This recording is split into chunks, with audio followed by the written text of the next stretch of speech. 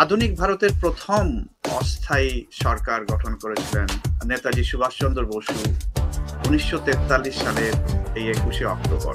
তার সর্বাধিনায়ক এবং প্রধানমন্ত্রী হিসেবে নেতাজি ডিসেম্বর 29 সালে পোর্ট ব্লেয়ারে, আন্দামানের পোর্ট ব্লেয়ারে ওখানে তিনি ভারতীয় জাতীয় পতাকা উত্তোলন করেন, স্বয়ং নেতাজি তিনি।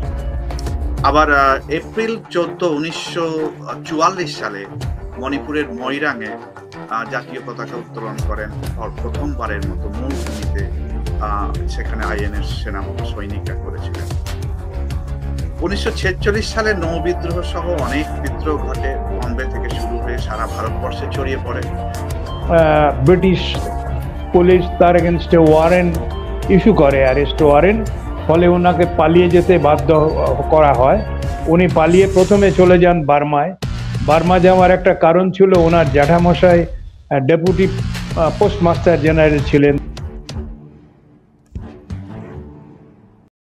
শুভেন্দুবাবু যেটা ডিএনএর কথা বললেন, ওনার সকল চিতাভস্য যেটা রাখা আছে রণকোজি মন্দিরে, সেটারও ডিএনএ টেস্টের কোনো মানে প্রত্যেকবার ওটা একটা মন্ত্রোচ্চারণের মতো বলে নিয়ে আসা হবে, করা হয় না।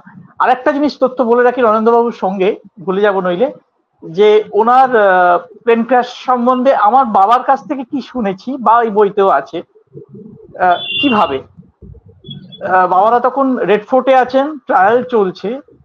একদিন ওনারা হাবিবুর রহমানকে পান, পরিচিত তো ছিলই, তো হাবিবুর রহমানকে যখন বাবারা ওনার সম্বন্ধে একটু বলে নিন, উনি কে ছিলেন আমাদের শ্রোতাদের জন্য। হাবিবুর রহমান কে ছিলেন? খুব সহজ কথায়, আইনেতে নেতাজির সবচেয়ে বিশ্বস্ত একজন, ডান হাত বললে যা বলা হয়, সবচেয়ে বিশ্বস্ত অফিসার বলতে গেলে যাকে বোঝানো যায়, সেইটাই এইখানে আসছে। যে হাবিবকে জিজ্ঞেস করছেন বাবারা যে তুমি নেতাজিকে যে পরিমাণ ভালোবাসো এবং যেরকম তোমাদের প্রগাঢ় বিশ্বাসের সম্পর্ক, সেখানে ওই প্লেন ক্র্যাশটার গল্প তুমি কি করে বলছো? প্লেন ক্র্যাশে তুমি হাতে একটা ছোট স্ক্র্যাচ নিয়ে বেরিয়ে এলে, আর তোমার সুপ্রিম কমান্ডার, যাকে তুমি বেঁচে থাকতে কিছুতেই, তুমি বেঁচে থাকতে তাকে মরতে দেবে না, তিনি একেবারে এমন ভাবে পুড়ে গেলেন যে তার কোনো অস্তিত্ব রইল না, দেখায় চেনা যাচ্ছে না। উত্তরটা হচ্ছে চোখ নামিয়ে, সরাসরি চোখে চোখ রাখছেন না হাবিবুর রহমান, উত্তর দিচ্ছেন, don't ask me, ask your conscience. তার মানে আমার এই প্রশ্নের উত্তর জিজ্ঞেস করলে আমি দিতে পারবো না, তুমি বুঝে নাও। এর থেকে বড় আর কি হতে পারে? না, বুঝলাম। আরেকটি আছে, অনেক পরে, বাবার মৃত্যু হওয়ার কিছুদিন পরে, না তখনও বাবা বেঁচে আছেন, খুব শরীর খারাপ, 2008-9 সাল হবে, ভারতী দেবীর কাছে গিয়েছিলাম, যিনি হচ্ছেন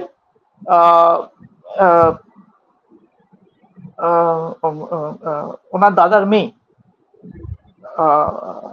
শরৎবাবুর মেয়ে। আমাকে সে খবরটা দিয়েছিলেন তখনকার গভর্নর গোপাল কৃষ্ণ গান্ধী। 23শে জানুয়ারি একটা অনুষ্ঠান যেটা হয় নেতাজি ভবনে, সেইখানে ওনার সঙ্গে কথা হয়েছিল। উনি বলেছিলেন ভারতী দিদির কাছে যান, গিয়ে বলবেন গোপাল পাঠিয়েছে। এত ভালো সম্পর্ক দুজনের। আমি গিয়ে অবাক হই, এত সাধারণ একজন, আমার বাড়ির একদম কাছেই তিনি জীবন কাটিয়েছেন, আমি তাকে চিনতাম না। ভারতী দেবীকে আমি জিজ্ঞেস করি যে ফাইনালি এইটা কি, প্লেন ক্র্যাশের ব্যাপারটা সম্বন্ধে আপনার কি ধারণা ওনার মৃত্যু সম্বন্ধে? উনি অকপটে বলেন যে কি বলবো আর, ওই আগস্টের পরে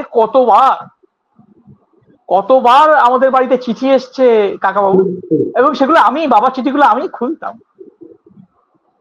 এই দুটো আমি একদম সাক্ষাৎ কথা বলছি, যে ওনার ভাইটির কাছ থেকে আর বাবা হাবিবুর কাছ থেকে জেনেছে। আর কি, আর আমাকে যেতে হয়েছিল মুখার্জি কমিশনে, কারণ বাবা যেতে পারতেন না, ওদের কিছু মানুষ আসতেন আমাদের বাড়িতে। আমি গিয়েছিলাম প্রিস্কুল স্ট্রিটের অফিসে, যেখানে মনোজ মুখার্জি আমাকে এই কথা, আমি যখন তাকে প্রশ্ন করি ওনার প্রশ্নগুলো হওয়ার পরে, আপনার কি বক্তব্য, উনি বলেন আপনার টেবিলে, আমার টেবিলের সামনে এত বড় ব্ল্যাক টেবিল, সেক্রেটারি টেবিল, সেখানে দেখছেন এত ফাইল সব ক্লাসিফাইড হিসেবে রাখা রয়েছে। আমার মূল কাজই হচ্ছে ওই প্লেন ক্র্যাশটা মিথ্যে, আমি সেখানে গিয়ে দেখিয়ে দিয়েছি। ওই গভর্নমেন্ট বলছে কোনো প্লেন ক্র্যাশ সেদিনকে ওখানে তো নয়, সারা পৃথিবীতে হয়নি, তো কার মৃত্যু হবে? আর এই ক্লাসিফাইড ফাইলগুলো যদি কোনো কারণে খোলে, তো আমাকে আমাকে ওই হাত পা বেঁধেই এটা করতে দেওয়া হয়েছে, এই কমিশনটাকে চালাতে দেওয়া হয়েছে। তো এই তিনটে তো খুব স্পষ্ট প্রমাণ। হ্যাঁ, কিন্তু হ্যাঁ, আপনাকে এবার তাহলে এই প্রশ্নটা নিশ্চয়ই করতে হয় যে হবিবুর রহমান বললেন যে কনসার্ট তোমার বিবেককে প্রশ্ন করো, তখন সেটা তো 47 সালের কথা হচ্ছে না, 1947 সালে। হ্যাঁ মিস্টার ব্যানার্জি, আমরা জায়গাটা একটু শিফট করছি। ঠিক আছে, ঠিক আছে। হ্যাঁ হ্যাঁ হ্যাঁ, তো হ্যাঁ হ্যাঁ হ্যাঁ হ্যাঁ করুন। এবার কথা আপনাকে প্রশ্ন করছি শুভেন্দু বাবু, যে তখনও পর্যন্ত এই গোপন রাখার কি দরকার আছে? 47 সালে তো সব স্বাধীন হয়ে যাচ্ছে ভারত, তখনও পর্যন্ত এই ব্যাপারগুলো গোপন রাখার কি প্রয়োজন ছিল? যে নেতাজি গোপন রাখার তো প্রশ্ন থাকছেই, কেননা তখন তিনি ভারতের ভিতরকার শত্রু, কারণ তার পপুলারিটি, তার শক্তি, এবং তিনি যদি সেই সবকিছু নিয়ে ভারতে আসেন তাহলে যে পরিমাণ আলোড়ন হবে, তৎকালীন যারা চেয়ার দখল করে বসে আছে এবং দেশটাকে ভাগ করে ভোগ করার কথা ভাবছে, তাদের কাছে সেটা সম্পূর্ণ একটা ভয়ঙ্কর রকম কষ্টকর জিনিস দাঁড়াবে। মানে জানেন তারা যে কি পরিমাণ পাবলিক আপ্রোর হবে।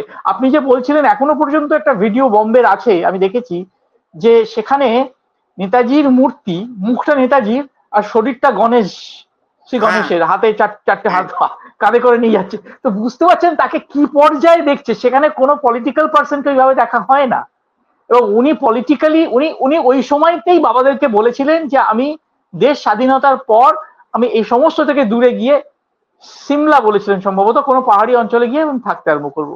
বোঝাই যায় যে ওনার প্রাথমিকভাবে যে আধ্যাত্মিক গতি চিন্তা ভাবনা ছিল সেগুলো তখন তিনি ফিরে যাবেন, কারণ তার শুরুই হয়েছিল বাড়ি ঘর ছেড়ে সন্ন্যাস নেওয়ার। তো সেরকম প্ল্যানই ছিল। আমি বুঝলাম, কিন্তু রণেন্দ্র বাবু না, এক সেকেন্ড ব্যানার্জি, আপনার মুখটা পুরো দেখা যাচ্ছে না, একটু যদি ক্যামেরাটা সরিয়ে নেন, হাফ দেখা যাচ্ছে মুখটা। হ্যাঁ, এবার বেটার। এবার বলুন। হ্যাঁ, এবার বলুন। আমি এই প্রসঙ্গে দুটো ইনফরমেশন দিচ্ছি। একটা হচ্ছে 1945 এর 14 সেপ্টেম্বর, অর্থাৎ ওই প্লেন ক্র্যাশের প্রায় 3 সপ্তাহ পরে ব্রিটিশ গোয়েন্দা রিপোর্ট একটা সাবমিট করেছিল। তাতে বলছে ভারতের জনসাধারণের একটা ধারণা হয়েছে যে বোস আত্মগোপন করে রয়েছেন এবং প্রয়োজনীয় সময়ে আত্মপ্রকাশ করবেন। বোস সত্যি সম্ভবত আত্মগোপন করেই আছেন। যদি বোসের মৃত্যু হয় তবে তাকে বিচার করার বিরাট সমস্যা থেকে আমরা মুক্তি পাব, আর মৃত্যু না হলে পৌরাণিক উপকথার মতন বোস ভারত এবং এশিয়ার সাম্রাজ্যবাদের হাত থেকে মুক্ত করবার জন্য জনগণকে উৎসাহিত করে যাবে। This is one report. Another report, Lord Wavell, যিনি ভাইসরয় ছিলেন, তিনি খুব সংক্ষেপে বলেছিলেন, আমি খুব বিস্মিত হব যদি বিমান দুর্ঘটনা সংক্রান্ত জাপানি ঘোষণা সত্যি হয়। আমি এ ব্যাপারে নিজে সন্দিহান। যদি উনি আত্মগোপন করতে চায় তবে সেই ঘটনাটা খুবই স্বাভাবিক। এই দুটো রিপোর্ট কিন্তু তখনই প্রকাশ পেয়ে গেছে, রেকর্ডেড একদম। তারপরে যারা বলছে, যা বলছে। আমি যে প্রশ্নটা করেছিলাম সেখানে ফিরে আসছি আবার, যে এটা একটা কারণ ডেফিনেটলি, যে নেতাজি আত্মগোপন করেই থাকতে হবে, কারণ দেশে বিদেশে সব জায়গাতেই প্রবলেম। কিন্তু এটাও তার যে ড্রিম, যে ভারত একটা অখণ্ড ভারতের স্বপ্ন তিনি দেখছিলেন, সেই ভারত ত্রিখণ্ডিত হয়ে গেল, এবং তিনি কিন্তু হাল ছাড়েননি। তিনি, এটা কি সত্যি যে উনি ভাবলেন যে উনি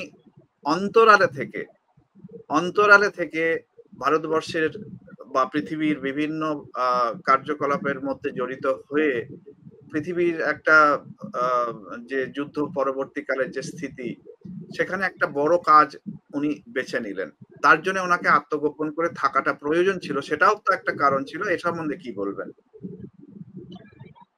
দেখুন, আপনি যদি 1945 এর পরের ঘটনাগুলো বিশ্বাস করেন, অর্থাৎ আমি স্ট্রেট ওয়ে ভগবানজির ব্যাপারে চলে যাচ্ছি, হ্যাঁ, ওইখানে অ্যাকচুয়ালি ট্রানজিশনটা হচ্ছে এখন, আমি ওই জন্যই তুললাম কথা। যেটা এখন নানা তথ্যের দিক থেকেই সরকার এবং অন্যান্য ওনার ফ্যামিলিও জানে যে ওটা সত্যি। আমি 83, 84, 85 সালে উনি কতগুলো কথা বলেছিলেন, যেটা রেকর্ড করা আছে, মানে লেখা আছে, বাবার কাছে লেখা ছিল।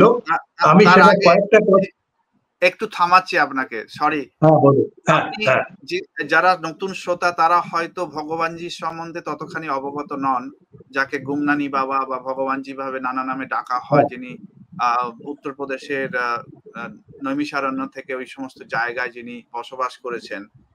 তার একটুখানি যদি 30 সেকেন্ড একটু ওনার সম্বন্ধে বলে দেন, যে ওনাকে কিভাবে আমরা জেনেছি বা দেখেছি, তারপরে আপনার অভিজ্ঞতাটা বলবেন। আমার অভিজ্ঞতা হলো 1961 সালের শেষের দিকে, 62 সালের গোড়ায় সম্ভবত অনুশীলন সমিতির সাথে জড়িত ছিলেন প্রফেসর সেন। উনি যেটা যেই জায়গায় ছিলেন সেটা হলো নৈমিষারণ্য, অর্থাৎ ইউপির সীতাপুর ডিস্ট্রিক্টে নৈমিষারণ্য বলে, এখন নিমসার বলে, সেই জায়গায় উনি ওনার স্বাস্থ্য উদ্ধারের জন্য যান, প্রফেসর অতুল সেন। সেখানে উনি খবর পান যে একটা শিবালয় আছে, যে শিবালয়ে একজন কেউ আছেন, সম্ভবত উনি নেতাজি হলেও হতে পারে। প্রফেসর সেন ঢাকা কংগ্রেসের সম্ভবত সভাপতি ছিলেন এবং নেতাজির সঙ্গে বহু কাজ করেছিলেন। কাজে উনি সেই সংবাদটা জানবার পরে উনি চলে যান এবং অনেক চেষ্টা চরিত্র করার পরে ওনার সঙ্গে যোগাযোগ করতে পারেন। কিন্তু যোগাযোগ করার পরে ওনাকে একটা কথা বলে দিয়েছিলেন যে এটা তুমি কয়েকজন তোমাদের অনুশীলন সমিতির যা আছে তাদের মধ্যে বলো, কিন্তু বাইরে কাউকে কিছু বলো না। উনি ফিরে এসে অনুশীলন সমিতির এখানে যারা বসতেন তখন তাদের মধ্যে এটা কথা বলেন। লীলা রায়, শ্রদ্ধা লীলা রায়, তার সঙ্গেও উনি জানতে পারেন এবং এনাদের মারফত ডাক্তার রায়, আমার বাবা, জানতে পারেন। লীলা রায় যে পার্টি ছিলেন তখন, প্রজা সোশ্যালিস্ট পার্টির সম্পাদিকা ছিলেন, আর বাবা এই দমদমের এমএলএ ছিলেন। কাজে উনি বাবাকে ডেকে বললেন যে আপনি যান, আপনি গেলে পরে হয়তো ব্যাপারটা বুঝতে পারবে। এই হলো সূত্রপাত। তারপরে উনি এসেছিলেন, উনি এসে প্রায় 3 মাস ওখানে থাকার পরে কিন্তু ওনার সাথে যোগাযোগ করতে পারে, যে প্রথমে যাবার পরেই কিন্তু উনি যোগাযোগ করতে দেননি। এবং তারপরে ফিরে এসে যখন বলেন তখন লীলা রায় একবারই গেছেন, উনি একবার গেছিলেন, তারপরে অনেকেই গেছেন, বারে বারে গেছেন, অনেক টিম গেছে। এবং 83 আমি কি মানে একটু ইন্ডিকেশন দিতে পারলাম?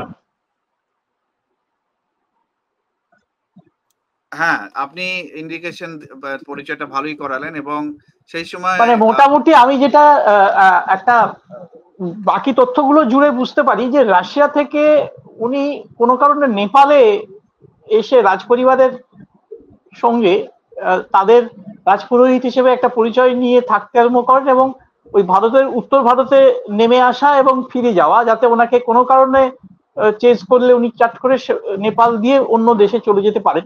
এটা ওনাকে অনেকবারই করতে হতো। এই কথাটা কি আপনার কাছেও আছে, এই তথ্যটা রঞ্জনবাবু? এটা ঘটনা যে উনি নেপালের ভেতর দিয়েই ভারতবর্ষে ঢুকেছিলেন।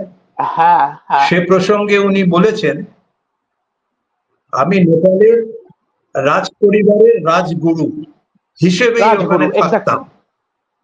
এবং ফলে এই একটা কথাতে বুঝতে পারছি যে ওনার মুভমেন্ট কতটা সহজ ছিল। যে নেপাল তখন স্বাধীন রাষ্ট্র, হিন্দু রাষ্ট্র, তার ওখানে উনি রাজগুরু হিসেবে ছিলেন। ফলে রয়্যাল নেপালের যা যা ট্রিটমেন্ট রাজারা পেত, উনিও সেই ট্রিটমেন্টই পেয়েছেন বিশ্বের এবং বিভিন্ন স্বাধীনতাও জায়গায়। পেতেন। একদম। হ্যাঁ, তো তো আচ্ছা, একটুখানি পিছনে আর একটুখানি গিয়ে তারপর আবার ফিরে আসবো যে ওনার আমি যেটুকু আমার যেটুকু জানা আছে বিভিন্ন সোর্স থেকে, যেমন অনুজদা চন্দ্রচূড়ের কনান্ড্রাম বই থেকেও পেয়েছি যে উনি আগেই বুঝে গেছিলেন যে জাপান যুদ্ধে জাপান হারবে, তখনই উনি প্ল্যান করছিলেন এবং রাশিয়ার পাসপোর্ট ওনার কাছে ছিল এবং উনি নাকি রাশিয়া গেছিল তার আগে যে সম্পর্কটা তৈরি করার।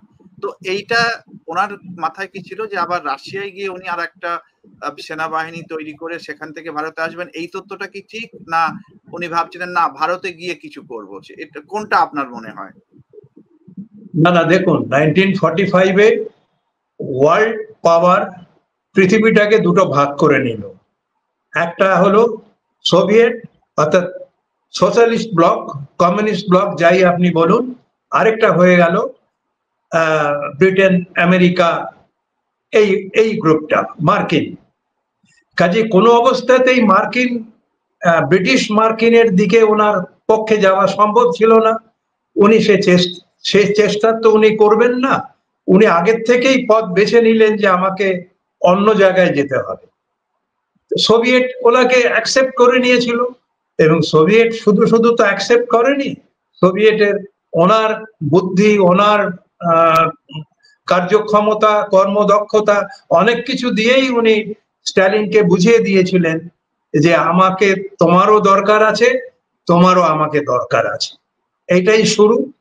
তারপরে চায়না, তারপরে এন্টায়ার নর্থ মানে আপনার ইস্টার্ন ইউরোপ এবং এশিয়া, এই বিস্তীর্ণ অঞ্চলে উনি ঘোরাফেরা করেছেন যেখানে কেউ বাধা দেওয়ার ছিল না। এই খেলা হয়েছে। তাহলে রাশিয়া অন্য একটা সেনাবাহিনী তৈরি করে, সে রাশিয়াই হোক, চায়নাতেই হোক, নেপালই হোক, এরকম কোন প্ল্যান আমরা দেখছি না। আবার আরেকটা প্রচার ছিল যে স্টালিন নাকি ওনাকে মেরে ফেলেছিলেন, ওই সাইবেরিয়ার জেলে উনি মারা গেছিলেন। সেটা তো প্রচার বোঝাই যায়। কেননা দেখুন, আমরা এখনো পর্যন্ত লাল বাহাদুর শাস্ত্রী ঘটনার মধ্যে যাইনি, যেখানে তিনি প্রায় বলেই ফেলেছেন যে আমি এমন একজন ব্যক্তিত্বকে দেখেছি, পরে সুভাষবাবুর নামও বলে ফেলেন।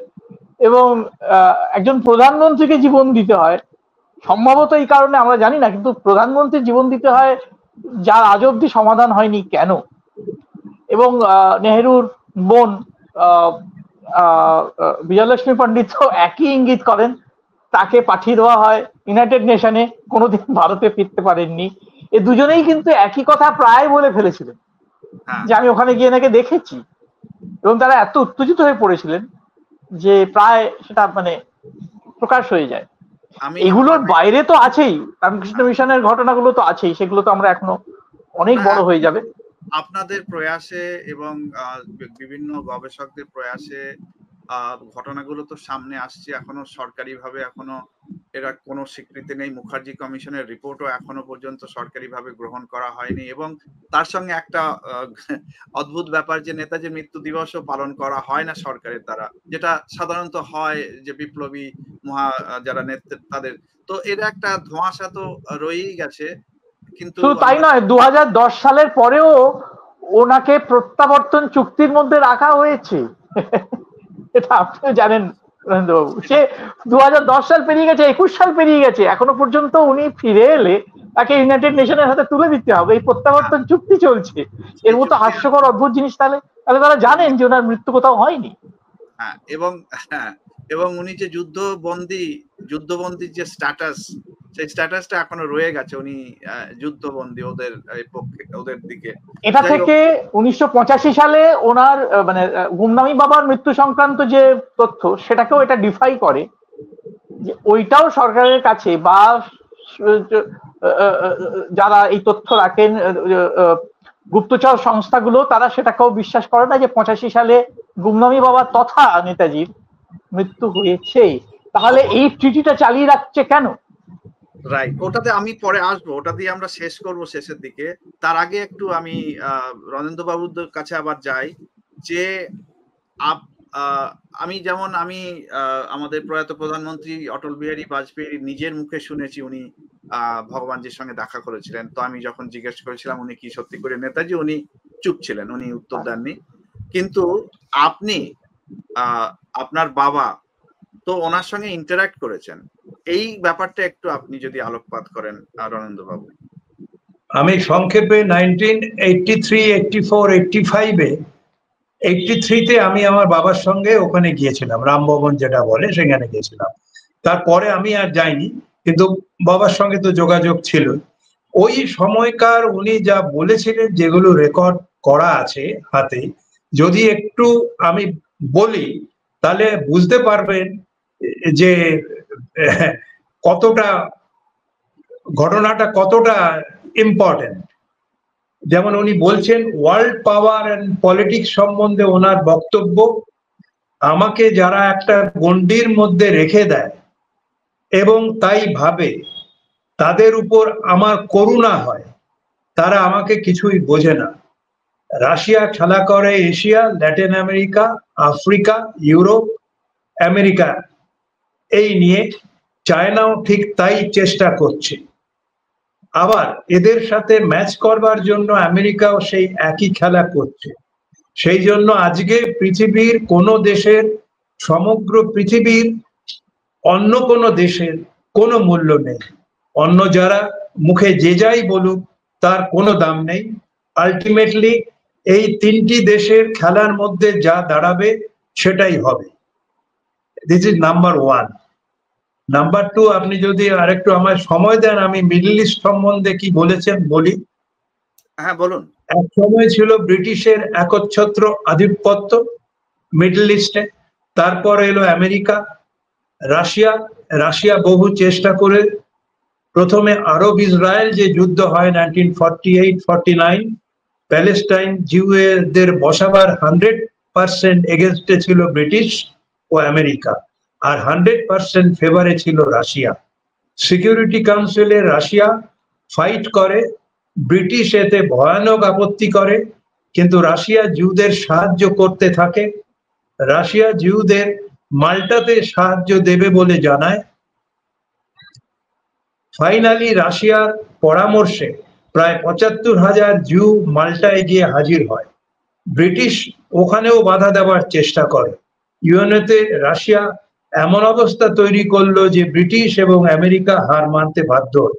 সিকিউরিটি কাউন্সিলে রাশিয়া ভেটো দেয়।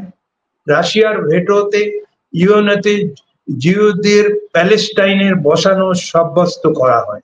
ইউএনওতে রেজলিউশন হওয়া মাত্র জিউ প্যালেস্টাইনে গভর্নমেন্ট ডিক্লেয়ার করে। প্রথম রেকগনিশন দেয় রাশিয়ান ব্লক, তার বন্ধু দেশগুলো, তারা ডিপ্লোম্যাটিক রিলেশন স্থাপন করে। ব্রিটিশ ও আমেরিকা কোনো সাহায্য অস্ত্র দিতে রাজি হয়নি, কিন্তু রাশিয়া অপর্যাপ্ত আর্মস তাদের দিয়ে দিল, আর ইসরায়েল সঙ্গে সঙ্গে আরবদের উপর আক্রমণ শুরু করে, জায়গা ডবল করে নেয়। রাশিয়ার আশা ছিল ইসরায়েল তাদের বন্ধু হবে, আর তখন আরবদের সবই আমার হবে, অর্থাৎ রাশিয়ার হবে। কিন্তু ইসরায়েল রাশিয়ার দিকে ফিরেও আর তাকায়নি, রাশিয়ার সঙ্গে কোনো প্যাক্ট করলো না।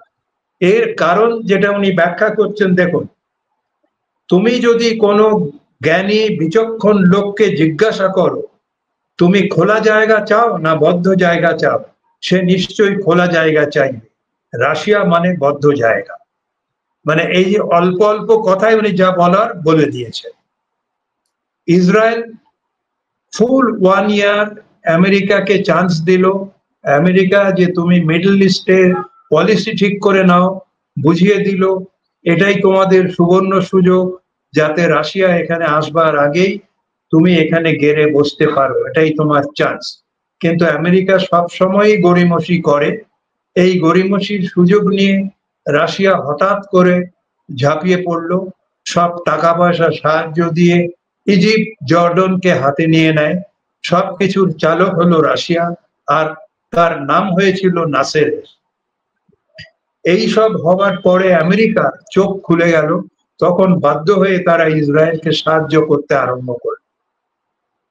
1967 সালের যে যুদ্ধ, সেই যুদ্ধে আমেরিকা ইসরায়েলকে পুরোপুরি সাহায্য করলো। ইভেন 6th ফ্লিট পর্যন্ত পৌঁছে গেল। রাশিয়া বুঝে গেল আর এগোনো এখানে ঠিক হবে না, আমেরিকার সাথে তাহলে লেগে যাবে, ফলে রাশিয়া ব্যাক আউট করলো। এই হলো 1967 এর 6 দিনের যুদ্ধের গল্প। ইসরায়েল যতটুকু নেবার নিয়ে নিল, নিয়ে নেবার পর আমেরিকা সিকিউরিটি কাউন্সিলে ঢেলে দিল, যুদ্ধ থেমে গেল। ইসরায়েল যতটুকু নেবার নিয়ে দখলে রাখলো এবং ভবিষ্যতেও তারা দখলেই রাখবে। রাশিয়া আরবদের হয়ে প্রথমবার লড়বে, তারপর সরে দাঁড়াবে, এটা জানাই ছিল। সেই মজাটাই হলো। ইজিপ্ট এর প্রেসিডেন্ট সাদ্দাত রাশিয়াকে তাড়িয়ে দিল। এটা সাদ্দাতের বড় বোকামি হলো। রাশিয়ান লিডারদের বলা হয়েছিল যে আরবদের সাহায্য করতে গিয়ে টাকা নষ্ট করবার কোনো লাভ হবে না, বরং ওই টাকা তুমি সাউথ ইস্ট এশিয়ার দেশগুলোকে দাও, তাদের অনেক কাজে লাগবে। তো আর এইটা আরবরা না, আমি একটু থামাচ্ছি। এইটাই উনি লিখেছেন তো? উনি চিঠিতে কি লিখেছেন না? এইটা 83 থেকে 85 এর মধ্যে ফৈজাবাদের ওই রাম ভবনে বসে সামনাসামনি বাবাকে বলেছেন, সেটা নোট করেছেন। সেটা বাবা নোট করেছেন। আচ্ছা, হ্যাঁ বলুন, কন্টিনিউ করুন। হ্যাঁ, আর শেষটুকু হচ্ছে আরবরা রোগগ্রস্ত, তাদের ফাইটার প্লেন দেওয়ার অর্থ জলে দেওয়া, এটা কিন্তু পরিষ্কার বলা হয়েছিল। এরপর পরিহাস দেখো, সাদ্দাত আবার হাতে পায়ে ধরে রাশিয়াকে নিয়ে আসলো, যুদ্ধ বাঁধলো, রাশিয়া ভীম ভেঙে গদা হাতে নামলো, আরবরা মহা আনন্দে যুদ্ধ বাঁধালো, তারপর রাশিয়া পিছু পাও দিল। পরিণাম তো দেখতেই পাচ্ছ, আরবদের মতো অপদার্থ আর কে আছে। এই যে উনি বলে দিয়েছেন আরব ইসরায়েল এবং ইসরায়েলের পজিশন, ইসরায়েল কি হবে সেটাই চলছে, সেটাই চলবে, সেটাই থাকবে। মানে অনেকটা ভবিষ্যৎবাণীর মতো উনি বলে গেছেন, তার দূরদর্শিতা ছিল। এবং অ্যাকচুয়ালি আমরা তো তাই দেখতে পাচ্ছি, এখন যেটা চলছে এখনো তো তাই দেখতে পাচ্ছি। গাজা তো অলমোস্ট শেষই হয়ে গেছে। এবং এই এটা তো এরকম তো বহু তথ্য আমরা জানছি যে ওনার যে ওখানে যে চিঠিপত্র পাওয়া গেছে রামভবনে, তার থেকে অনেক অনেক তথ্য পাওয়া গেছে। এবং আপনারা তো জানেনই, এবং শ্রোতাদের জন্য বলছি যে হস্তরেখা নিয়ে যে একটা কথা ছিল, যে হাতের লেখা, ওখানকার যারা হস্তরেখা বিশারদ মুখার্জি কমিশনে বা অন্য জায়গায় দিয়েছিল, তারা মোটামুটি জালিয়াতি করেছিল। কিন্তু আমরা যখন অনুজদর এখানে এসেছিল, এখানে আমেরিকায় বিশেষজ্ঞ হস্তরেখা বিশারদকে দিয়ে দেখানো করে দেখা গেল যে সেই 45-এর আগের হাতের লেখা বহুত বাংলা, ইংলিশ এবং পরবর্তীকালের ভগবানজির হাতের লেখা, তার সঙ্গে হুবহু মিল রয়েছে। তো ডক্টর লালও এটা এস্টাবলিশ করেছিলেন, ডক্টর লালও। হ্যাঁ, তো এই নিয়ে আমাদের যারা আমরা কথা বলছি, আমাদের কোনো সন্দেহ নেই যে এই ভগবানজি নেতাজি ছিলেন, এবং তার বিচার ক্ষেত্র ছিল শুধু ভারতবর্ষের মাটি নয়, সারা পৃথিবী। তাকে বিশ্বযুদ্ধের বিরতি এবং পরবর্তীকালে ভিয়েতনাম যুদ্ধের বিরতি, এই সমস্ত ক্ষেত্রে ওনার হস্তক্ষেপ দেখা গেছে। পরবর্তীকালে ৭১ সালের মুক্তি সংগ্রাম, এবং সেখানে আরেকটু আমি কুইকলি বলে নিচ্ছি যেহেতু সময় কম, যে পুরো ব্যাপারটা যে আমরা এখন ইন্দিরা গান্ধীকে আমরা বলে থাকি, তার এটা একটা বিরাট বীরত্ব ব্যাপার ছিল, কিন্তু ঘটনাচক্রে দেখা গেছে না, এটা হয়তো অন্যরকম। এর পিছনে নেপথ্যে ম্যানেকশো সম্মুখে সমরে ছিলেন, কিন্তু আমাদের কাউ সাহেব, যিনি প্রথম রয়ের যে ফাউন্ডার, এবং তার কত একটা ভূমিকা ছিল, এবং এর পিছনে ভগবানজি ওরফে নেতাজির ভূমিকা, এই সম্বন্ধে যদি খুবই সংক্ষেপে আপনারা একটু টাচ করেন। ৭১-এর যে যুদ্ধ এবং বাংলাদেশের লিবারেশন, তার পরবর্তীকালে আমরা সিকিমকেও পেয়েছি এই একই ফর্মুলা থেকে, এই সম্বন্ধে যদি একটুখানি আপনারা বলেন। নরেন্দ্র দা, আপনি প্রথমে। দেখুন, 1971 এর আগে এই জায়গায় জিওসিএনসি মানে ইস্টার্ন কমান্ডের হেড ছিল জেনারেল মানেকশা। এই মানেকশার সঙ্গে বাবা একটা যোগাযোগ হয়। এই যোগাযোগের পেছনে যে কারণগুলো ছিল সেটা ভগবানজি, ওনার অ্যাডভাইসে উনি এইভাবে গিয়ে যোগাযোগটা করতে পেরেছিল। এবং তারপরে দীর্ঘ 3-4 বছর মানেকশার সঙ্গে যোগাযোগ, অর্থাৎ কি লেখা কি চিঠি আসতো সে তো আমি জানি না, সেটা বাবাও খুলে দেখতো না, কিন্তু ডাইরেক্ট একটা যোগাযোগ সম্ভব হয়েছিল। ফলে মানেকশা যখন দিল্লি যায় তখন ও প্রিপেয়ার্ড হয়েই গেছিল, এবং মানেকশাকে একটা কথা বলেছিলেন, মানে বাবার মুখ দিয়ে বলিয়েছিলেন, এ ফিল্ড মার্শাল নেভার রিটায়ার্স, অর্থাৎ এই কথাটা শুনিয়ে দিয়েছিল। এবং মজা হচ্ছে 1972 আগস্ট মাসে ভারতবর্ষের স্বাধীনতা 25 বছরে ইন্দিরা গান্ধী দিল্লিতে প্রেসিডেন্ট হাউসে বিপ্লবীদের ডেকেছিল, বিভিন্ন জায়গায় তাম্রপত্র দিয়েছিল, সেখানে বাংলার থেকে, ওয়েস্ট বেঙ্গল থেকে ন্যাচারালি বাবা গিয়েছিলেন। জেনারেল মানেকশা তখন সেখানে উপস্থিত ছিল, এবং আশ্চর্যজনক ঘটনা বলল, বিরতির সময় মানে লাঞ্চ ব্রেকের সময় মানেকশা নেমে এসে আমার হাত ধরে নিয়ে গিয়ে বলল, তুমি বলেছিলে ফিল্ড মার্শাল নেভার রিটায়ার্স, অর্থাৎ তখনও ও ফিল্ড মার্শাল হয়নি। বাবা বলল, আমি যা বলেছি, আমি যা শুনেছি তাই বলেছি, সেটা হবে। এবং তার কয়েক মাসের মধ্যেই কিন্তু ফিল্ড মার্শাল হয়েছিল। আমি এইটুকুই আপনাকে বলতে পারি, কাজেই যা এর থেকে যা কনক্লুশন করবার আপনি করে নিন। হ্যাঁ হ্যাঁ, না সেটা তো আছেই। শুভেন্দুদা কিছু বলবেন এ ব্যাপারে? হ্যাঁ, এই সময়টা বেসিক্যালি একটা বয়সের সমস্যা। আমার সঙ্গে বাবার 45 বছরের বয়সের ডিফারেন্স। তখন যে সময়টার কথা উনি বলছেন তখন আমি বয়সে এত কম, এসব ব্যাপারগুলো আমার কাছে, আমার বাবার কাছে, মানে আমার কাছে নেতাজি আর বাবা পরিচয় একই। বাড়িতে এত লোক আসছেন, তারা জানতে চাইছেন, আমি সমস্ত কিছু দেখছি। আমি খুব ভালো এই সময় এই তথ্যগুলো পাইনি, কিন্তু একটা কমন সেন্সের কথা আমি বলি। নেতাজি আইনে কিভাবে তৈরি করলেন? প্রিজনার অফ ওয়ার দিয়ে। যে দেশের প্রিজনার অফ ওয়ার সৈন্য, তাদেরকে দিয়েই সেই দেশের, এটা একটা রেয়ার ঘটনা, সেই দেশকে যেটার ব্যাপারে তৈরি করলেন, এবং আইনের মুভমেন্ট ইজ সাকসেসফুল। ইতিহাস অন্য কথা বললেও তো হবে না, আমরা জানতেই পারছি। ঠিক সেই জিনিসই দেখুন, বাংলাদেশের মুক্তিযোদ্ধাদের নিয়েই কিন্তু ট্রেন করিয়ে মানেকশকে দিয়ে বাংলাদেশকে স্বাধীন করলেন। তো এটা তো একটা জাস্ট খোলা চোখে দেখলেই বোঝা যায় যে কার হাতে এই সুন্দর ঘটনাটা ঘটছে। তো এটা তো কোনো মানে সন্দেহের অবকাশই নেই। আমি আগেও বলেছি যে যদি কোনো কারণ পিটার ম্যাকমানুসের, আমার বাবাকে ইন্টারভিউ করেছিলেন পিটার ম্যাকমানুস বলে এক ভদ্রলোক, তার যদি একটা ইন্টারভিউ বাবাকে নিয়ে 1 সপ্তাহ ধরে চলেছিল, সেই রিলগুলো যদি খুঁজে পাওয়া যায়, আপনি বলেছেন চেষ্টা করবেন, তো সেটা যদি হাতে আসে তা আমরা অনেক কিছু জানতে পারবো। কারণ সেই সময় আমি এসব কিছু বুঝতাম না। আমি দেখতাম প্রচুর লোক বাড়িতে আসছেন, বাবাকে খুব শ্রদ্ধা করছেন সবাই, হ্যান ত্যান, কিন্তু ইতিহাস নিয়ে ভাবার মতো আমার তখনও সেই বয়স ছিল সময় না। কিন্তু হয়নি। হ্যাঁ, ওনার সারা অধিকারী ম্যাকমানাসের একটা লিঙ্ক পাওয়া গেছে, যদি ওনার কাছ থেকে পাওয়া যায় খুবই ভালো হবে, খুব উপকার হয়। হ্যাঁ, তো আমি যেটা আরেকটা যেটা উল্লেখ না করলেই নয়, মানে আপনি যেটা বললেন যে প্রিজনার অফ ওয়ার, সেই দেশের ওয়ার, প্রিজনার অফ ওয়ার্সদের নিয়ে যুদ্ধ বিজয় করা, তার সঙ্গে আরো দুটো জিনিস না বললেই নয়। নারী বাহিনী, ঝাঁসির রানী বাহিনী, পৃথিবীর ইতিহাসে কখনো একটা পুরো রেজিমেন্ট মহিলাদের নিয়ে এখনো পর্যন্ত হয়নি। এখন আমরা পাচ্ছি কিছু কিছু, সেটাও নেতাজির একটা অনবদ্য প্রচেষ্টা এবং অবদান।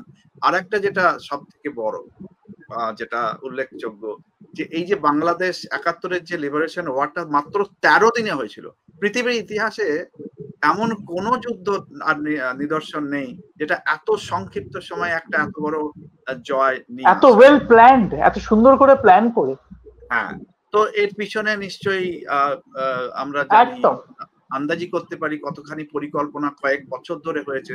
হঠাৎ করে ইন্দিরা গান্ধী, এটা একটা মিথ, এবং পরবর্তীকালে যাতে এই ঘটনাগুলো না প্রচার হয় যে অ্যাকচুয়াল কি ঘটনা ঘটেছিল সেখানে। ফোর্ট উইলিয়ামসের যে ইস্টার্ন কমান্ডের হেডকোয়ার্টার সমস্ত কাগজপত্র নাকি সমস্ত নষ্ট করে ফেলা হয়েছিল। এটার কারণটা কি এমন হতে পারে? এটা এখানেও কি নেতাজির হাত ছিল যে না কোনো প্রমাণ থাকা উচিত না, নাকি তৎকালীন সরকার দেখলো যে তো আমি সব প্রকাশ হয়ে যাবে, যে এক্সপোজ হয়ে যাবে যে পিছনের কি ঘটনা, এইটা কি কারণ হতে পারে? কোনটা কারণ হতে পারে? দ্বিতীয়টাই আমার কাছে ঠিক মনে হয়, বাহাদুরিটা যাতে নিজেদের হাতে থাকে সেটাই আমার কাছে মনে হয়। কেন বলছি, তা যদি না হতো তাহলে পরবর্তীকালে রিচার্ড অ্যাটেনবারো যখন গান্ধী নিয়ে সিনেমা করছেন এবং সারা বিশ্বে হইচই, তার 11টা অস্কার পাওয়া যাচ্ছে সিনেমাটায়, ওই স্ক্রিপ্ট হওয়ার আগে ওই টাকা ও অনুমতি সবই ইন্দিরা গান্ধীর কাছে এসে এসে রিচার্ড নিয়েছেন, এবং ওই স্ক্রিপ্টে ওই সিনেমায় কোথাও সুভাষচন্দ্র বোস নামে কোনো অস্তিত্ব নেই। ভারতের স্বাধীনতায় তিনি কি করছেন, যুদ্ধ ছেড়ে দিন, তার আগের ইতিহাসে তার প্রেসিডেন্টেরই কোনো অস্তিত্ব নেই, যার সঙ্গে এত কনফ্লিক্ট ছিল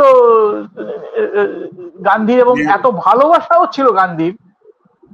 গান্ধীর অপর মানে নিজে বলতেন যে, বলেছিলেন, এটা আমি গোপাল কৃষ্ণ গান্ধীর কাছ থেকে শুনেছি, যে আমার 4 জন বায়োলজিক্যাল সান, কিন্তু আমার ছেলে যে আমার সবচেয়ে হৃদয়ের কাছে সেটা সুভাষ। এটা উনি বলছেন, আমি ওনার কথাকে কোট করছি, কিন্তু ওনার প্রতি যে শ্রদ্ধা ছিল এটা পরিষ্কার। ওনার 45-এ মৃত্যু হয়নি, তার একটা কারণ, এটা আপনিও জানবেন যে ওনার বাড়িতে অনুষ্ঠান করা হয়েছিল শ্রাদ্ধের। যখন শ্রাদ্ধ অনুষ্ঠান চলছে তখন গান্ধীজির ফোন আসে, বন্ধ করুন, জীবিত মানুষের শ্রাদ্ধ হয় না। এটাও আমরা শুনেছি। এত কিছু ঘটে যাচ্ছে, এত কিছু ঘটে যাচ্ছে, আর ইন্দিরা গান্ধী ওইটাকে কার অনুমতিতে, হ্যাঁ ঠিক আছে, তখন যেহেতু সুভাষচন্দ্র একটা আড়ালে রয়েছেন, তখন তিনি এই যুদ্ধটা ঘটালেন, এটা ইতিহাসের ক্ষেত্রে বা ডকুমেন্টের ক্ষেত্রে খুব গোলমাল শুরু করে দেবে, ঠিক আছে, কিন্তু সেটাই কথা আমার মনে হয় না, আমার মনে হয় না তাকে তখনও সামনে আনা যেত। হ্যাঁ, 45 সালের কথা তো গেল, এবার 85 সালে আসি এবং সেই দিয়ে আমরা শেষ করব ভবিষ্যতের দিকে তাকিয়ে। তো যেই এই গুমনানি বাবা বা ভগবানজি 85 সালে ফৈজাবাদের ওখানে উনি নাকি মারা গেলেন এবং তার দাহ করা হলো, এবং অদ্ভুতভাবে এটা যদি সত্যিকারেই যারা মানে উচ্চ যারা সরকারে ছিলেন তারা যদি সত্যিকারেই জানতেন যে এটা নেতাজি ছিলেন, তাহলে তো একটা বিরাট একটা ব্যাপার হতো, শোকযাত্রা, শোভাযাত্রা কিছু একটা হতো এবং অনেক কিছু ব্যাপার হতো। তো সেরকম কিছু হয়নি। জেনে শুনেও যারা জানতেন তারা জানতেন যে ইনি নেতাজি, জেনে শুনেও কোনো হয়নি। তো এর পেছনে কি আরো কিছু কারণ আছে? এটা নিয়ে যদি একটুখানি সংক্ষেপে বলেন রণেন্দ্র বাবু, আপনি প্রথমে। দেখুন, এভিডেন্স অ্যাক্টে বলে ডাইরেক্ট এভিডেন্স এবং সার্কামস্ট্যান্সিয়াল এভিডেন্স, দুটোই কিন্তু ভ্যালিড, অর্থাৎ জুডিশিয়ারি দুটোরই মান্যতা দেয়।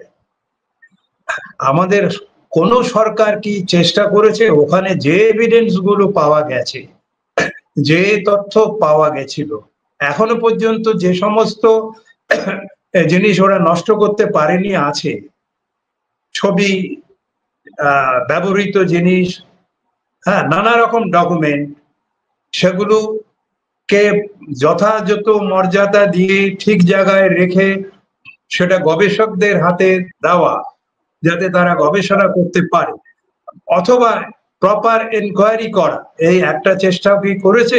সেই সময়ে যে সরকার ছিল তারা করেনি, সেটা বোঝাই যায় কারণ, কিন্তু তার পরবর্তী যে সরকার তারাও তো কেউ সেই দিকে এগোলো না।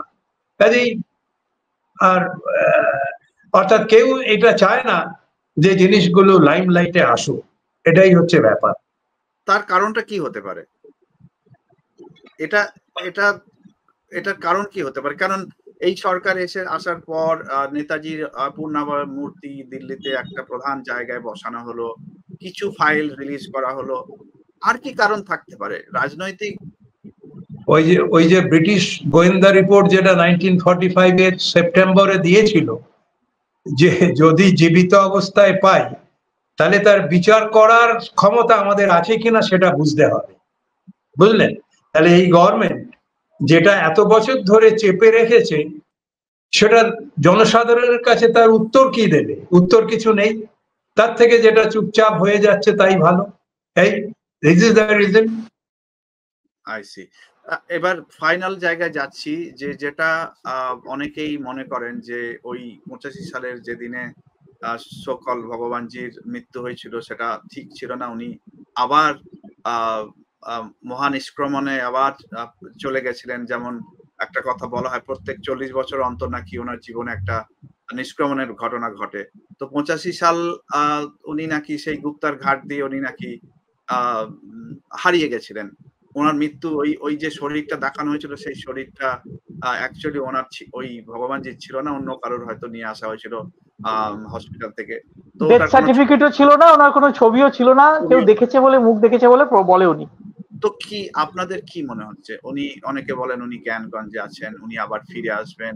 এটা কি একটা, আমরা যেহেতু লস্ট হিরো তার জন্য একটা আশায় মানে আর কোনো হিরো নেই বলে ওই একটা হিরোর অপেক্ষায় বসে আছি, নাকি এর মধ্যে কোনো সত্যতা থাকতে পারে? এটা নিয়ে শেষ করব। প্রথমে শুভেন্দুদা আপনি বলুন, তারপর নরেন্দ্রদার কাছে আবার শুনবো।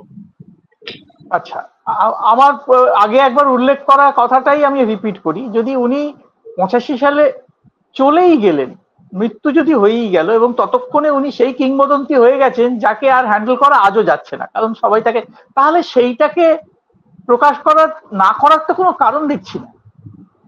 85 সালে তিনি অলরেডি সেই কিংবদন্তি হয়ে গেছেন, বেঁচে থাকুন বা মারা যান, এবং মারা গেলে সুবিধা হচ্ছে তিনি মারা গেছেন, এবার বলতে কোনো অসুবিধা নেই।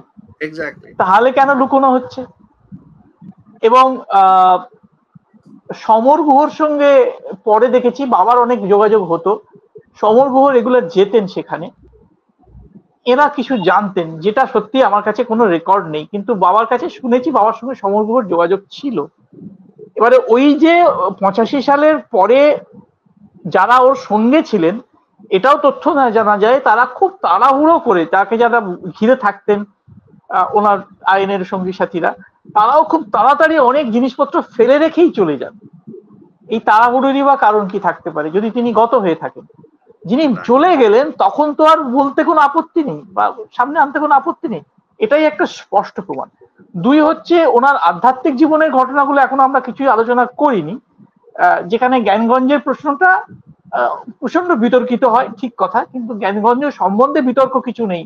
আমাদের দেশ কবে বলবে? আপনি ইউনাইটেড স্টেটসেই 1937-এই প্রথম সিনেমা হয় অ্যাজ সাংগ্রিলা বলে, দ্য লস্ট ভ্যালি, এরকম কিছু নাম ছিল, সেটা আবার 73 সালে বইটা আবার রিপিটেড হয়। ফলে তার অস্তিত্ব নিয়ে তো কিছু নেই, এবং অস্তিত্ব নিয়ে মানে অনেকে সন্দেহ থাকলেও যারা একটু চিন্তা করে দেখবেন বুঝতে পারবেন। আর তাছাড়া তিনি তো প্রথমে এই রাস্তায় আসেননি, তিনি তো প্রথমে শ্রীরামকৃষ্ণের অত্যন্ত ভক্ত ছিলেন। তিনি স্বামীজিকে নিজের গুরু মেনেছিলেন এবং বাড়ি থেকে বেরিয়ে স্বামী ব্রহ্মানন্দের কাছে গিয়েছিলেন দীক্ষা নিয়ে সন্ন্যাস গ্রহণ করবেন বলে। কাশিতে দৃশ্যটা এভাবে বর্ণনা আছে যে ঘরের ভিতর থেকে ব্রহ্মানন্দ বলছেন যে বাইরে জানকীবাবুর ছেলে এসছে, ওকে ভিতরে আসতে বলো। যখন ভেতরে আসেন তখন কি হয়েছিল জানা যায় না, তবে এটুকু জানা যায় যে তাকে বলেছিলেন যে তোমার এখনো এই রাস্তায় আসার সময় হয়নি, তোমার দেশের অনেক কাজ বাকি আছে, তারপরে তুমি এই রাস্তায় আসবে। আরো জিনিস যদি জানতে চান, ওনার ক্লাসমেট শ্রী অরবিন্দের শিষ্য আমাদের দিলীপ কুমার রায়, রায়ের ছেলে, যিনি এক ক্লাসমেট ছিলেন ও ভীষণ ঘনিষ্ঠ ছিলেন, তার লেখা বই আমার বন্ধু সুভাষ বইটা পড়লে অনেক কিছু হিন্ট পাবেন। তিনি বলেছেন যে সুভাষ পলিটিক্সের লোক নয়, ও ওই জগতের লোক, মিথ্যে বলতে পারবে না, ওর দ্বারা পলিটিক্স হবে না, কিন্তু এর থেকে খাঁটি মানুষও আর হয় না। তো এখন সেই মানুষ যে, আর তাছাড়া এবারে কনক্লুডিং পোর্শনে আমি আমার বাবার একটা খুব পরিষ্কার স্পষ্ট অভিজ্ঞতার কথা বলছি, যে নেতাজি যুদ্ধক্ষেত্রে বারবার বলতেন তোমরা নিজেদেরকে প্রোটেক্ট করো, ঝাঁসি রানী রেজিমেন্টের মেয়েদেরকে আগে প্রোটেক্ট করো। ঝাঁসি রানী রেজিমেন্ট ছাড়াও আর একটা জিনিসও প্রথম হয়েছিল, সেটা বাল বাহিনী, বাচ্চাদের নিয়ে একটা বাহিনী হয়েছিল। সেখানে সমীর দাশগুপ্তর জীবন দেওয়া একটা বিরাট ঘটনা, আমার এই বইটা থেকে দেখতে পাবেন। তো তাদেরকে বাঁচাতে বলছেন, কিন্তু ওনার গায়ে কোনো বোম এবং ওনার গায়ে সত্যি কোনো বুলেট বা কিছুর ইনজুরি হতো না, খোলা ময়দানে ফায়ারিং হচ্ছে, তিনি বাকিদেরকে সামলাতে বলছেন। ভোসলে ওকে বলছেন যে আপনি সরে যান নেতাজি, আপনার গায়ে গুলি লাগলে আমরা কোথায় যাবো? উনি বলছেন আমার গায়ে গুলি লাগবে না, সেই গুলি আজও তৈরি হয়নি, তোমরা নিজেদেরকে সামলাও। এটা কিন্তু জাস্ট উৎসাহ দেওয়ার কথা নয়, he knew through some reason. এবং ওনার সঙ্গে যে সমস্ত আধ্যাত্মিক পুরুষদের আলোচনা হয় বা ঘনিষ্ঠতা হয়, সে তো অনেকগুলোই আছে। বিশেষ করে মজুমদার, আমাদের নামটা ভুলে যাচ্ছি, খুব বিখ্যাত একজন যোগী, এবং পরে স্বামী অভেদানন্দের সঙ্গে 39 সালেও যোগাযোগ হয়েছিল। আমি এগুলোকে হিন্ট দিচ্ছি মাত্র, এখান থেকে কিছু প্রমাণ করার উপায় নেই আমাদের কাছে। এই জগৎটাই তো এই আমাদের ব্যবহারিক জগতের বাইরে। কিন্তু উনি যে একজন আধ্যাত্মিক মানুষ ছিলেন, তাকে যে প্রত্যেকদিন সিঙ্গাপুরেও বাবা সকাল বিকেল মেডিটেশনে থাকতে দেখেছেন, রেগুলারলি রামকৃষ্ণ মিশনে যেতে দেখেছেন, এবং আজও রামকৃষ্ণ মিশনে অনেক কিছু তথ্য আছে যেগুলো আমাদের হাতে নেই। উদ্দেশ্য ক্রমশ সরে গেছে, অন্য জায়গায় সরে। তো যাই হোক, আপনি যেটা বলার চেষ্টা করছেন যে এই যে আধ্যাত্মিক একটা জগৎ, যারা আমরা সাধারণ মানুষ, যারা ওই জগতের অভিজ্ঞতা নেই, তাদের কাছে হয়তো বিশ্বাসযোগ্যতা হবে না, কিন্তু যারা ওই জগতের সঙ্গে যুক্ত, তারা সহজেই বলে দিতে পারবেন যে একটা জীবন একটা দেহ নিয়েই শেষ হয় না, সেই দেহ অনেকদিন যোগের মাধ্যমে থাকতে পারে, এবং সেই দেহ নতুন সেই যোগী নতুন দেহ ধারণ করে আবার আসতে পারেন। এরকমটা ব্যাপারটা ভারতবর্ষের সভ্যতার মধ্যে জড়িয়ে আছে। সেটা এটা স্বামীজির নিজের বাণীয় রচনায় স্পষ্ট লেখা রয়েছে। আপনি যদি বাণীয় রচনা পড়েন তো স্পষ্ট লেখা আছে। তো সেক্ষেত্রে এটা ওই জগতের পক্ষে সম্ভব। আমরা যারা সাধারণ মানুষ হয়তো আমাদের কাছে বিশ্বাস করা কঠিন, কিন্তু আমাদের সেই আশা একটা রয়েই যায়। যদিও আজকে কত বছর বয়স হতো ওনার, অন্য দেহ নিয়ে হয়তো ফিরে আসবেন। ভারতবর্ষের যা অবস্থা এখন, এই অবস্থায় একজন আমাদের হিরো চাই, এরকম একটা আশা অনেকের মনেই আছে। তো এইটা এবার রণেন্দ্র বাবু, আপনার এই সম্বন্ধে একটু কমেন্ট শুনে আমরা আজকের প্রোগ্রাম শেষ করব। তার আগে একটা কাজ করে নি, যদি ভুলে যায়, শুভেন্দু বাবু আপনার বইটা একটু যদি দেখান যে কোন বই থেকে আমরা সমরাঙ্গন লেফটেন্যান্ট সুনীল ব্যানার্জি, হ্যাঁ, এবং নেতাজি সিক্রেট সার্ভিস, এই বইটা পবিত্র মোহন রায় মহাশয় উনি লিখে গেছেন। ওনার লেখা থেকেই আরো অনেক ডিটেলস আমরা জানতে পারবো। আজকের আলোচনার কিছু কিছু অংশ আমরা শুনেছি, আর অন্য বইটা হলো হ্যাঁ। তো আপনারা যারা সংগ্রহ করতে চান, শ্রোতা যারা, এই বই দুটো সংগ্রহ করতে পারেন, আমাদের সঙ্গে যোগাযোগ করতে পারেন, আমরা হেল্প করব। তো এবার ফিরে যাই রণেন্দ্র বাবুর কাছে, আপনার কাছে শেষ কমেন্ট শুনে আজকের অনুষ্ঠান শেষ। আমি 85 এর একটা ছোট্ট ঘটনা বলে দিচ্ছি যে ভগবানজি সবসময় রাখি হয়ে যাবার পরে রাখি পাঠাতেন, নাম করে করে বাবার কাছে রাখি পাঠাতেন। আচ্ছা। তা রাখিটা হয় সাধারণত আগস্ট মাসের শেষ দিক থেকে হয়। সেই সময় উনি পাঠিয়েছিলেন, যেটা 16 সেপ্টেম্বর 1985 এর কয়েকদিন আগে আমাদের বাড়িতে আসে বাই পোস্ট।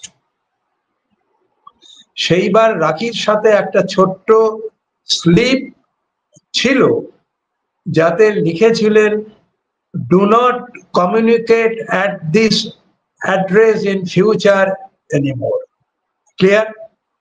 অর্থাৎ উনি জানতেন যে 16 সেপ্টেম্বরের পরে কি হবে, তোমাকে আগেই জানিয়ে দিলাম এই অ্যাড্রেসে আর কমিউনিকেট করবে না। আমি এইটুকুই বলতে পারি। প্রমাণ হয়ে যাচ্ছে, স্পষ্ট প্রমাণ হয়ে যাচ্ছে বললাম যে যদি সরকার চাইতো, এই তথ্য, এই ডকুমেন্ট গুলো তো আরো অনেক কিছু ছিল, তারা সেটা চায়নি। তারা ভেবেছে যাক চুপচাপ উনি বেরিয়ে গেছেন, ভালো। এই হলো কনক্লুশন আপনি ড্র করতে পারেন। মানে আমরা বেঁচে গেলাম আর কি, মানে উনি চলে গেছেন, আমরা বেঁচে গেলাম, এরকম একটা ব্যাপার। আমার ব্যক্তিগত একটা অভিজ্ঞতা বলি। আমি রামভবনে আমি গেছিলাম যে ওই এক্সিবিশন গুলো দেখতে, তো একটু বেলা হয়ে গেছিল, পৌঁছেছিলাম, কিন্তু আমাকে ঢুকতে দেওয়া হয়নি। ওই কিউরেটর যিনি ছিলেন উনি হম্বিতম্বি করে আমাকে বের করে দিলেন ওখান থেকে। কেন? আমাদের অধিকার নেই ওই জায়গাটা দেখার? আজ পর্যন্ত সেই মিউজিয়ামটা খোলা কেন হলো না? এই প্রশ্ন থেকেই হয়তো আমরা বুঝতে পারি যে কিছু একটা এমন একটা ব্যাপার আছে যার জন্য আমরা জানতে পারি। তবে শেষ করছি এখানেই যে অনেকেরই আশা যারা মনে করেন যে নেতাজি এখনো ফিরে আসবেন, যদি আসেন ঠিকই, কিন্তু আমরা ওই হিরো ব্যক্তি পূজার মধ্যে থাকি। আমরা কিন্তু অনেক সময় ভুলে যাই যে ভগবান কৃষ্ণ অবতারণ করবেন না নতুন অবতারে যদি আমরা গ্রাউন্ড তৈরি না করি। সেই জন্য যারা শুনছেন, আমাদের একটা যে দায়িত্ব রয়েছে, আমরা যেন দায়িত্বটা ভুলে না যাই যে নেতাজি কবে আসবেন, আমাদের সমস্ত সমস্যার সমাধান করবেন।